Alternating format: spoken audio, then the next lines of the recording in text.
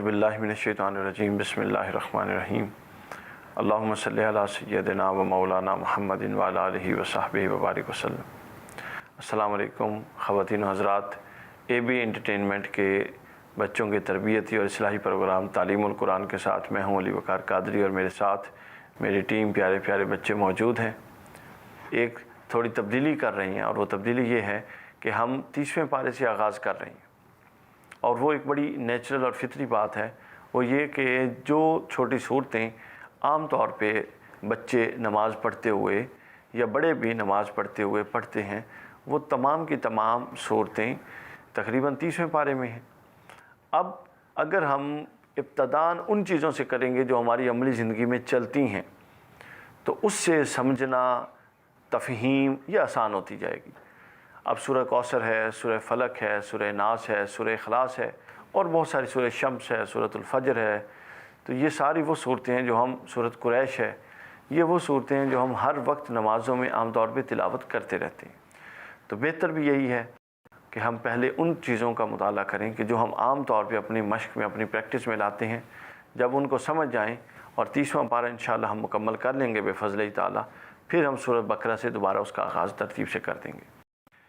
جب قرآن مجید نازل ہوا اور اسلام کی ابتدا تھی، تو سب سے پہلے حضور نبی اکرم صلی اللہ علیہ وآلہ وسلم نے کہاں پر زیادہ وقت گزارا؟ مکہ مکرمہ میں۔ آپ لوگوں کو علم ہے نا اس بات کا؟ جی۔ کہ پہلے مکہ میں، اور مکہ کے بعد ہجرت کر کے آپ مدینہ تشریف لے گئے۔ تو قرآن مجید کی صورتوں کی دو قسمیں کر دیں علماء نے۔ ایک وہ قسم جو صورتیں مکہ میں نازل ہوئیں ہجرت سے پہلے، ان صورتوں کو مکی صورتیں کہا جاتا ہے۔ آپ نے عام طور پہ یہ ٹرم سنی ہے نا کہ مکی صورتیں یا مدنی صورتیں۔ تو وہ تقسیم پتہ کیسے ہوئی؟ وہ تقسیم یوں ہوئی کہ جو صورت مکہ میں نازل ہوئی اور ہجرت سے پہلے نازل ہوئی اس کو مکی صورت کہا گیا، اور جو صورت مدینہ میں نازل ہوئی اور ہجرت کے بعد نازل ہوئی اس کو مدنی صورت کہا گیا۔ بالکل سمپل ڈیفینیشن ہے۔ اب مکی، جب ہم یہ 30ویں پارے پر آ رہے ہیں تو یہ آپ ذہن میں رکھیں کہ 30ویں پارے میں اکثر صورتیں مکی ہیں جو مکہ میں نازل ہوئی، لیکن وہ قرآن مجید کی موجودہ ترتیب میں اب آخر پہ 30ویں پارے میں ہے۔ تو جب مکہ میں نازل ہوئی تو مکہ میں اسلام کا آغاز ہوا، اور مدینہ میں جا کے اسلام کو کمال نصیب ہوا۔ ایسے ہی ہوا نا؟ جی۔ اب جب اب ہم خود بھی مسلمان کے طور پہ اسلام کا اور قرآن مجید کا مطالعہ کر رہے ہیں، تو یہ زیادہ بہتر ہے کہ ہم پہلے مکی صورتوں کو پڑھیں، تاکہ ہمیں یہ سمجھ آئے، ہمیں اس بات کی پوری طرح ہمارے اوپر انشراح صدر ہو، ہمارا دل کھلی طرح اس بات کو سمجھ سکے کہ کیا کیا مکے میں یہ نازل ہوا، مکہ والوں کی تربیت کے لیے قرآن نے کیا احکام دیے، پھر ہم یہ سمجھیں گے کہ مدینہ والوں کی تربیت کے لیے کیا احکام دیے۔ اس لیے 30ویں پارے کا فائدہ، 30ویں پارے کا مطالعے کا دوہرا فائدہ ہے۔ 30ویں پارے کا آغاز ہو رہا ہے، ایک سورت ہے، اس سورت کا نام ہے النبا۔ کیا نام ہے بچوں؟ النبا۔ سورہ النبا۔ اس سورت کا نبا کا مطلب ہوتا ہے خبر، عظیم خبر، بہت عظیم خبر، کسی چیز کی خبر دی جائے، انفارمیشن نہیں دی جائے، اس کو کہتے ہیں النبا۔ اب جب ہم یہ لفظ ہے نا، سورت کا نام ہے النبا، یہ خود اس سورت کے دوسری آیت میں بھی آیا ہے، خود دوسری آیت میں آیا ہے۔ اس سورت کا آغاز ہوتا ہے بسم اللہ الرحمن الرحیم، اما یتساءلون عن النباء العظیم۔ یہ اے محبوب صلی اللہ علیہ وسلم، یہ کس عظیم چیز کے بارے میں پوچھ گچھ کر رہی ہیں اور سوال کر رہی ہیں؟ کس سے متعلق سوال کر رہی ہیں؟ کس عظیم خبر کے بارے میں؟ عن النباء العظیم اس کو کہا، تو اسی نباء العظیم کا پہلا حصہ لے کے النبا اس سورت کا نام رکھ دیا گیا۔ تو سورت کا نام، 30ویں پارے کی پہلی سورت کا نام کیا ہے؟ النبا۔ ہم اسی سورت کا مطالعہ کر رہے ہیں، اور اس سورت کا جو موضوع ہے وہ بھی یہی ہے جو اس سورت کا نام ہے، نباء العظیم، عظیم خبر۔ اور وہ عظیم خبر پتہ ہے بچوں کیا ہے؟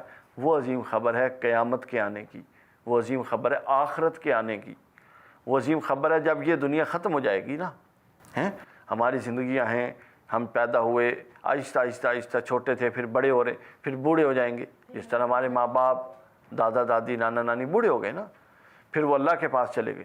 اسی طرح ہم نے بھی اس پروسیس سے گزرتے ہوئے اللہ کے پاس چلے جانا ہے۔ پھر جو اگلی زندگی شروع ہوگی وہ اصل زندگی ہوگی، اس کو کہتے ہیں آخرت کی زندگی۔ تو یہ جو صورت ہے یہ اس زندگی کی خبر دے رہی ہے، اور یہ صورت مکہ میں نازل ہوئی۔ اب اس کے جو بڑے موضوعات ہیں، جو چیزیں اس صورت میں نازل ہوئی ہیں، جو چیزیں اس صورت میں ڈسکس ہوئی ہیں، وہ چیزیں پتہ ہے کیا کیا ہیں؟ ان میں سے ایک چیز ہے قیامت کا ذکر، دوسری چیز ہے آخرت کا اثبات، آخرت کا ذکر، اور تیسری چیز ہے آخرت کو ماننے یا نہ ماننے والوں کے نتائج بتائے گئے ہیں۔ یعنی وہ لوگ جو آخرت کو مانتے ہیں، آخرت پر یقین رکھتے ہیں، ان کی آخرت کیسی ہوگی، ان کا نتیجہ کیا ہوگا، اور جو لوگ نہیں مانتے، کہتے ہیں جی مرنے کے بعد کوئی زندگی نہیں ہے، کوئی آخرت نہیں ہے، ہم نے کسی کے آگے جواب دہ نہیں ہونا، تو ان کا نتیجہ کیا ہے۔ تو اب ہمیں یہ 3 چیزیں اس صورت میں بتائی گئیں۔ کون کون سی 3 چیزیں؟ پہلی چیز قیامت، دوسری چیز ہمیں جو اس صورت میں بتائی گئی وہ کیا ہے؟ آخرت کی زندگی پر یقین رکھنا کہ وہ لازمی ہوگی، اور تیسری چیز جو ہمیں بتائی گئی بچوں وہ یہ ہوگا کہ آخرت پر یقین رکھنے والوں اور نہ رکھنے والوں کے نتائج، ان کا نتیجہ کیا ہوگا۔ اب ایک سوال پیدا ہوتا ہے، مکہ میں جب تعلیم دی گئی اور تربیت کا آغاز کیا گیا تو سب سے پہلے ان کو یہ کیوں سکھایا گیا کہ ایک آخرت ہوگی، قیامت آئے گی، اس زندگی کے بعد بھی زندگی ہے؟ اس کو آپ یوں سمجھیں، آپ ایک پورا تصور سمجھ لیں کہ مکہ مکرمہ میں جن چیزوں کی اسلام نے آتے ہی اولاً تبلیغ کی تھی، جن چیزوں کی تبلیغ کی تھی، ان میں 3 چیزیں شامل تھیں بنیادی طور پہ۔ کتنی چیزیں شامل تھیں؟ 3 چیزیں شامل تھیں جس کی اسلام نے تبلیغ کی تھی، جس کی قرآن مجید نے تبلیغ کی تھی، اور اس کے علاوہ جتنے بھی احکام نازل ہوئے ان سب کا مدار اور فوکس اور مرکز یہ 3 چیزیں تھیں۔ سب سے پہلے تھا ایمان باللہ۔ کیا تھا؟ ایمان باللہ۔ کیا مطلب؟ اللہ تعالیٰ پر ایمان، توحید کا درس۔ دوسرا تھا ایمان بالرسل، رسولوں پر ایمان، کہ اللہ اپنے بندوں کو رسول بنا کے بھیجتا ہے، ان پر اپنے احکام نازل کرتا ہے، رسولوں کی اطاعت کی جائے۔ اور تیسری چیز ایمان بالآخرت، یعنی آخرت کی زندگی پر ایمان۔ تو 3 بنیادی عقائد تھے، اس کو عقائد ثلاثہ بھی کہتے ہیں، یعنی 3 عقائد۔ ایک عقیدہ ایمان باللہ، توحید کا عقیدہ، دوسرا رسالت کا عقیدہ، اور تیسرا ایمان بالآخرت۔ یہ 3 وہ عقیدے ہیں بچوں جو پورے مکی زندگی میں مکی لوگوں کو پڑھائے گئے، صحابہ کرام کو، مسلمانوں کو، جو مسلمان نہیں ہوئے ان کو پڑھائے گئے تاکہ وہ مسلمان ہو جائیں۔ اب اس صورت میں ان 3 عقائد میں سے جو زیادہ زیر بحث ہے وہ آخری عقیدہ ہے، جس کو کیا کہتے ہیں؟ ایمان بالآخرت۔ ایمان بالآخرت کیا ہے؟ یہ زندگی ختم ہوگی، پھر ایک اور زندگی شروع ہوگی، پھر ہم اس دنیا میں جو کچھ کر رہے ہیں وہ ہمارا لکھا جا رہا ہے، نوٹڈ ہے نوٹ بک پہ۔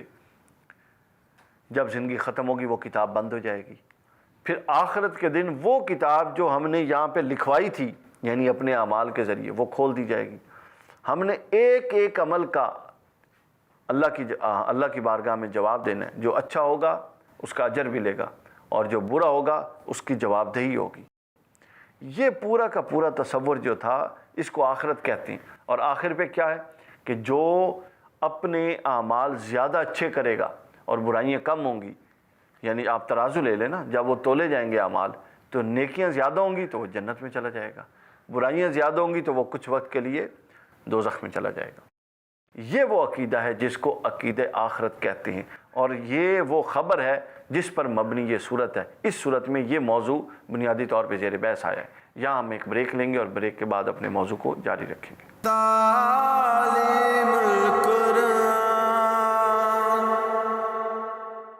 ویلکم بیک خواتین و حضرات، پروگرام کے دوسرے حصے میں ہم حاضر ہیں۔ تو ہم بات کر رہے تھے سورہ النبا کے حوالے سے کہ اس صورت میں بنیادی طور پہ 3 بنیادی جو اسلام کی عقائد ہیں، ایمان باللہ، ایمان بالآخرت اور ایمان بالرسالت، ان کو زیر بحث لائے۔ اب سوال یہ ہے کہ آپ اگر مکی صورتوں کا ایک جائزہ لیں اور خاص طور پہ اس صورت کا جائزہ لیں، اس سے آگے پیچھے والی صورتوں کا جائزہ لیں، تو ایک چیز ذہن نشین ہوتی ہے اور ایک چیز سمجھ آتی ہے، ان میں خاص طور پہ عقیدہ آخرت پر کیوں فوکس رکھا گیا۔ اس کی وجہ یہ تھی کہ جب ہم عرب معاشرے کا اور اسلام سے قبل جو عرب معاشرے کے عقائد تھے، ان کے بنیادی معتقدات تھے، جو تصورات ان کے قائم تھے، ان تصورات کا اگر جائزہ لیں تو خدا پر ایمان ان کے لیے کوئی بڑی اجنبی چیز نہیں تھی۔ وہ خود بھی کسی نہ کسی خدا پر ایمان رکھتے تھے، اگرچہ کہ بتوں کو خدا مانتے تھے، ہاتھ سے بنے ہوئے، لکڑی کے، پتھر کے، ٹھیک ہے، اینٹ اور گارے کے بتوں کو خدا مانتے تھے، لیکن بہرحال خدا کا ایک تصور ان کے ذہن میں موجود تھا کچھ نہ کچھ، کہ خدا ہوتا ہے، وہ ایک بااختیار شخصیت ہوتی ہے، ہم نے اس سے مانگنا ہے، اس کے آگے جھکنا ہے۔ اسی طرح جو رسولوں کا تصور تھا وہ بھی ان کے ذہن میں تھا۔ کیوں؟ آپ دیکھیں نا، ہم تو عرب کی بات کر رہے ہیں اور حضور صلی اللہ علیہ وسلم کی آمد سے پہلے کی جو عرب کی حالت ہے اس پر بات کر رہے ہیں۔ تو حضور سے پہلے تو 1,00,000 سے زائد نبی آ گئے، حضور صلی اللہ علیہ وسلم تو آخری نبی اور رسول ہیں۔ تو آپ سے پہلے حضرت عیسیٰ تک ہم ٹوٹل جو تعداد بتاتے ہیں جو وہ ہے کم و بیش 1,24,000، اس سے تھوڑے کم زیادہ ہو سکتے ہیں، اصل تعداد اللہ بہتر جانتا ہے۔ تو جب اتنے 1,00,000 سے زائد 1,20,000 سے زائد انبیاء آئے اور حضرت عیسیٰ علیہ السلام اس سلسلے میں آخری نبی تھے، تو گویا اتنے طویل انبیاء آ چکے تھے، ان انبیاء کی تعلیمات پہنچی ہوں گی، ان کی کتابیں پہنچی ہوں گی، ان انبیاء کی نبوت کے تذکرے اور چرچے پہنچے ہوں گے، تو وہ نبی کے تصور سے بھی غیر واقف نہیں تھے۔ وہ جانتے تھے کہ ایک نبی ہوتا ہے، نبی یہ دعویٰ کرتا ہے کہ میں اللہ کی طرف سے آیا ہوں، اس کو احکام دیے جاتے ہیں، اس کو کتاب دی جاتی ہے، اور وہ اپنی تعلیمات سے آ کے لوگوں کی اصلاح کرتا ہے اور لوگوں کو اللہ سے جوڑ دیتا ہے۔ یہ تصور بھی ان کے ذہن میں موجود تھا۔ جو اصل بچوں پرابلم تھا نا، وہ آخرت کے تصور سے تھا۔ وہ اس کا مذاق بناتے تھے، ہنستے تھے، ایک دوسرے کے ساتھ تمسخر اڑاتے تھے، مذاق بناتے تھے۔ پتہ ہے کس بات کا؟ کہتے تھے یار ایسا ہو سکتا ہے کہ ہم مر جائیں، ہمیں مٹی میں ڈال دیا جائے، قبر میں ڈال دیا جائے، ہم بھی مٹی ہو جائیں اور ہزاروں سال بعد ہم پھر زندہ ہو جائیں۔ وہ کیسے زندہ ہو جائیں؟ بھائی ہماری تو جسم کی مٹی ذرات میں بن کے اڑ گئی، کوئی کہاں، ہڈیاں گل سڑ گئیں، سب کچھ ختم ہو گیا۔ اب دوبارہ زندہ ہونے کے لیے جو لوازمات ہیں وہ کہاں سے آئیں گے؟ ہم تو ریت کے ذروں میں اور مٹی کے ذروں میں بکھر جائیں گے، ہم کیسے دوبارہ زندہ ہو سکیں گے؟ اس پر وہ یقین بھی نہیں رکھتے تھے، کیونکہ ان کے جو ماضی کے عقائد تھے، جس طرح میں نے بتایا توحید نے خدا پر ایمان موجود تھا، جس طرح رسالت پر ایمان کا ایک تصور موجود تھا دھندلا سا، آخرت پر ایمان کا تصور ان کے بنیادی عقائد میں نہیں تھا۔ لہٰذا ان کو یہ چیز بڑی عجیب لگی۔ یہ وجہ تھی کہ قرآن مجید نے اس پر بڑا زور دیا اور ایسے دلائل کے ذریعے ان کو سمجھایا جن دلائل کا وہ انکار نہیں کر سکتے تھے۔ آپ کو پتہ ہے کسی کو قائل کرنا ہو تو پہلے وہ دلیل دی جاتی ہے جس چیز کو وہ مانتا ہے، ایسے ہی ہے نا؟ تو اس کی بنیاد پر اگر ایک ایسا نقطہ نظر ثابت کیا جائے جس کو وہ نہیں مانتا تو پھر بات کرنا آسان ہو جاتی ہے۔ اب اس صورت کے آخری حصے پر ہم آتے ہیں تعارف میں، تاکہ ہم آگے اس صورت کا پھر آغاز کریں گے۔ آخری چیز وہ سمجھنے کی ہے کہ اس صورت میں بنیادی موضوعات کیا ہیں، وہ بنیادی چیزیں کون سی ہیں جو اس صورت میں زیر بحث آئی ہیں۔ وہ تقریباً 7 کے قریب بنیادی موضوعات اس صورت سے نکالے جا سکتے ہیں۔ اس میں پہلا جو موضوع ہے وہ ہے، سب سے پہلے ان میں ان چرچوں اور چہم گوئیوں کا ذکر ہے جو آخرت کے بارے میں کفار مکہ کیا کرتے تھے۔ سب سے پہلے اللہ تعالیٰ نے ان کو بیان کیا کہ یہ آخرت کے بارے میں یہ کہتے ہیں، آخرت کیوں نہیں ہو سکتی ان کے نزدیک؟ ان دلائل کا ذکر کیا۔ وہ کہتے جی ہم تو مر گئے، مٹی ہو گئے، گل سڑ گئے، پھر کیسے زندہ ہو سکتے؟ پھر دوسری چیز جو اس صورت میں آئی ہے، وہ دوسرا حصہ طویل بڑا حصہ ہے اس صورت کا، اور وہ حصہ پتہ کیا ہے؟ دلائل اللہ تعالیٰ نے دیے۔ اللہ تعالیٰ نے فرمایا کہ کیا تم نے انکار کرنے والوں سے، جو آخرت کا انکار کرتے ہیں نا، انکار سے مطلب پتہ کیا ہے؟ انکار کا مطلب یہ اللہ کی قدرت کا انکار۔ ہم کیا کہتے ہیں کہ اللہ تعالیٰ جس نے ایک دفعہ یہ دنیا بنائی وہ دوسری دفعہ بنائے گا، ہیں؟ وہ انکار کرتے ہیں۔ تو یہ آخرت کا انکار اللہ کی قدرت کا انکار تھا۔ اللہ نے ان کو بتایا، فرمایا انکار کرنے والوں، کیا تمہیں یہ زمین نظر نہیں آتی جس کو میں نے تمہارے لیے بچھا دیا، اس پر تم چلتے ہو؟ اللہ تعالیٰ نے فرمایا کیا تمہیں یہ بڑے بڑے پہاڑ نظر نہیں آتے کہ اگر یہ زمین پر اس طرح میخوں کی طرح ٹھوک نہ دیے جاتے تو زمین لرزتی اور ہر وقت زلزلے میں رہتی؟ یہ زمین کو کس نے بچھایا ہے؟ کون ہے اتنا طاقتور جو زمین کو بچھائے اور اس پر پھر پہاڑوں کو رکھ دے؟ پھر اللہ تعالیٰ نے ان کو فرمایا کیا تم اپنی نیند کو نہیں دیکھتے ہو؟ نیند میں ہمیں کوئی ہوش ہوتی ہے، لیکن جب اٹھتے ہیں تو پھر زندہ ہو جاتے ہیں۔ تو اللہ نے فرمایا کہ جو تمہیں تھوڑی دیر کے لیے موت کی طرح سلاتا ہے پھر زندہ کر دیتا ہے، تو اگر وہ اس دنیا میں ایسا کر سکتا ہے تو آخرت میں ایسا کیوں نہیں کر سکتا؟ کر سکتا ہے کہ نہیں کر سکتا؟ بتائیں.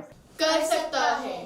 ہاں جی کر سکتا ہے. اس کے بعد اللہ نے کہا کیا تم نے اپنے اوپر آسمان نہیں دیکھے؟ اب آپ بتائیں کہ چھوٹا سا کمرہ ہو وہ کس پر کھڑا ہوتا ہے؟ دیواروں پر کھڑا ہوتا ہے. بلڈنگیں پلرز پر کھڑی ہوتی ہیں. اتنا بڑا آسمان ہے. اللہ نے فرمایا یہ بغیر کسی پلر پہ کھڑا ہے, اس کے نیچے کوئی سہارا نہیں ہے. اللہ تعالیٰ نے فرمایا کہ اے مسلمانوں اور اے کفار جو لوگ اس کا انکار کرتے ہو, کیا تم نے یہ نہیں دیکھا کہ آسمان میں نے ایسے کھڑا کر دیا ہے؟ اگر میں آسمان کو بغیر ستون کے بغیر پلر کے کھڑا کر سکتا ہوں تو میں اس کو دوبارہ زندہ کیوں نہیں کر سکتا؟ اگر میں زمین کو بچھا سکتا ہوں تو تم کو دوبارہ زندہ کیوں نہیں کر سکتا؟ اسی طرح اللہ نے اور دلائل دیے. اللہ نے فرمایا تمہیں سورج نہیں نظر آتا جس کی بدولت روشنی حرارت تمہیں گرمی ملتی ہے؟ کون ہے جو اس سورج کو ایک وقت کے تحت چڑھاتا ہے اور غروب کرتا ہے؟ کیا تم کرنے والے ہو یا میں کرنے والا ہوں؟ کون ہے جو تمہارے لیے بارشیں برساتا ہے؟ اگر بارشیں نہ برسیں تو دریا خشک ہو جائیں, زمین سے سبزہ نہ اگے. کون ہے جو پانی برساتا ہے آسمان سے؟ اچھا اس کے بعد اللہ نے پوچھا یہ بتاؤ کیا تمہیں یہ ساری چیزیں نظر نہیں آتی کہ اگر یہ سب کچھ اللہ تعالیٰ کر سکتا ہے تو پھر بھائی مرنے کے بعد دوبارہ پیدا کیوں نہیں کر سکتا؟ ان دلائل کے ذریعے اللہ تعالیٰ نے ان کی بات کو غلط ثابت کیا.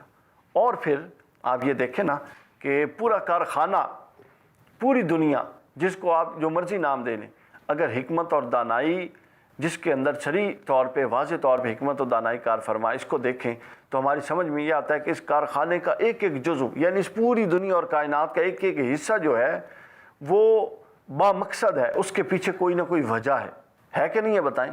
جی ایسا ہی ہے. آپ نے یہاں آئے, پڑھتے ہیں, کھیلتے ہیں, سوتے ہیں, اٹھتے ہیں, ہر ایک کے پیچھے ایک وجہ ہے. تو اللہ تعالیٰ نے فرمایا کہ جب ہر ایک کے پیچھے وجہ ہے تو پھر اس دنیا کی تخلیق کے پیچھے بھی ایک وجہ ہے, اور وہ وجہ ہے آخرت. یہ دنیا اس لیے تخلیق کی کہ اس میں تم جو اعمال کرو میں ان اعمال کا آخرت میں جا کے تم سے حساب لوں گا. اور پھر سورہ ملک میں فرمایا تبارک الذی بیدہ الملک وہو علی کل شیء قدیر الذی خلق الموت والحیات لیبلوکم ایکم احسن عملا. اللہ وہ ہے جس نے زندگی اور موت کو اس لیے پیدا کیا تاکہ دیکھے آخرت میں کہ تمہیں بتائے اور لوگوں کو دکھائے کہ تم میں سے کون اچھا عمل کرنے والا ہے زندگی میں اور کون برے عمل کرنے والا تھا. تو یہ وہ دلائل تھے بچوں جو دیکھ کر اللہ تعالیٰ نے لوگوں کو قائل کرنے کی کوشش کی. اس کے بعد اگلا موضوع جو اس میں زیر بحث آیا وہ موضوع یہ تھا کہ پھر قیامت وقوع کیسے ہوگی. اس پر بات کی گئی کہ ایک پھونک ماری جائے گی, ایک پھونک مارے گا ایک فرشتہ اللہ کے حکم سے, تو سب مردہ دوبارہ زندہ ہو جائیں گے. پھر اس کے بعد اللہ تعالیٰ نے اس پر بات کی کہ جو ہماری آیتوں کو جھٹلاتے ہیں ان سے وہ کفر کرتے ہیں اور ان کو اللہ سزا دے گا, اور جو ہماری آیتوں پر ایمان لاتے ہیں ان کو اللہ اجر دے گا اور ان کو اللہ ثواب عطا کرے گا اور ان کو اچھا مقام عطا کرے گا. اور آخرت پر ایمان لانے کے حوالے سے دوبارہ بات کی گئی کہ آخرت پر ایمان لانا چاہیے چونکہ یہ عقل کا تقاضا ہے. تو خواتین و حضرات اور پیارے بچوں, آج ہم اپنی بات کو یہاں ختم کرتے ہیں. سورہ النبا کے بنیادی موضوعات, اس کے نام کا تعارف, اس کا مکی ہونا اور اس کے اندر جو اہم چیزیں زیر بحث آئی ہیں اس کا ایک خلاصہ ہم نے بیان کر دیا. اگلے پروگرام میں انشاءاللہ ہم اس کی تفصیل پہ آئیں گے. السلام علیکم ورحمۃ اللہ.